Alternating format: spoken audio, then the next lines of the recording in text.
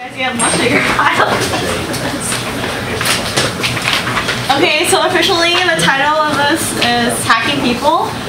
Short distance heuristics, which I'm using as tantamount to strategies and tactics within a neurosocial engineering context, which is kind of a discipline I kind of just made up by myself.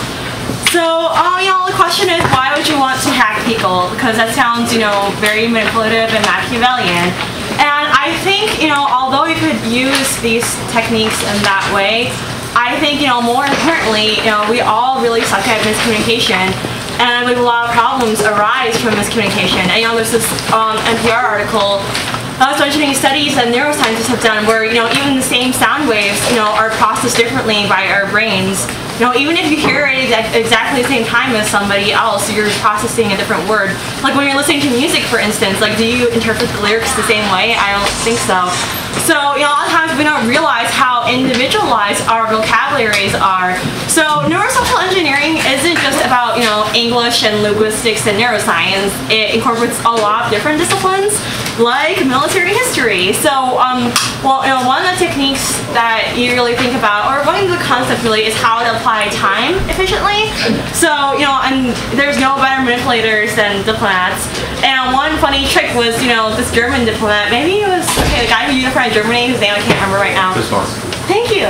So, what he did once was tell, an emperor, hey, this is true because I read it in this journal, but the journal didn't exist. So what he did afterwards is he went home and wrote the journal himself and published it, so that the next time he saw the emperor or whatever, he'd be like, hey, look, this journal.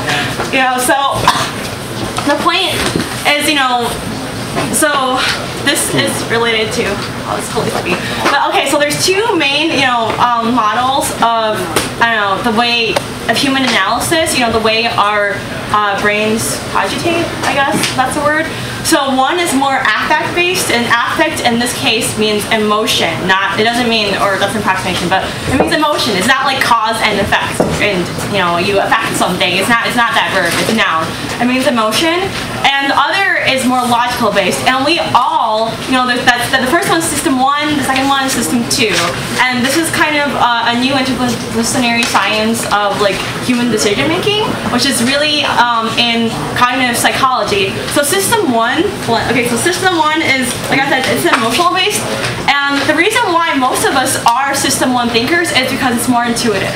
System 1 maps more closely to the way that our senses perceive the world, and for instance, so to compare the two, system 1 is affective, so your incentives are driven by pleasure and pain. That's why they use Pavlovian techniques in educating children, because they map onto system 1 thinking. So connections by association.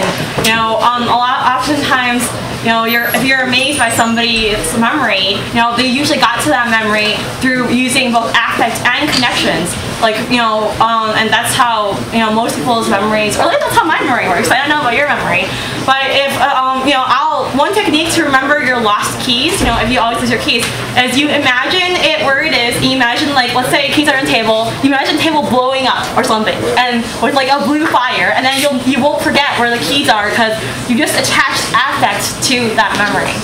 So the third thing, the difference is, so in the system 1, your behavior is moderated by your affect from past experiences.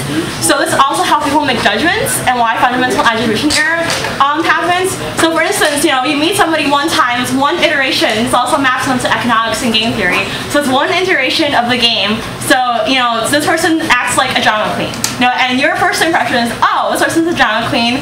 I never ever want to interact with this person again. And because we just use one data point to make these assumptions based on our past experiences and a negative affect we've attached to the individuals who fit our gestalt or stereotype of drama queen. I'm sorry. Okay, so.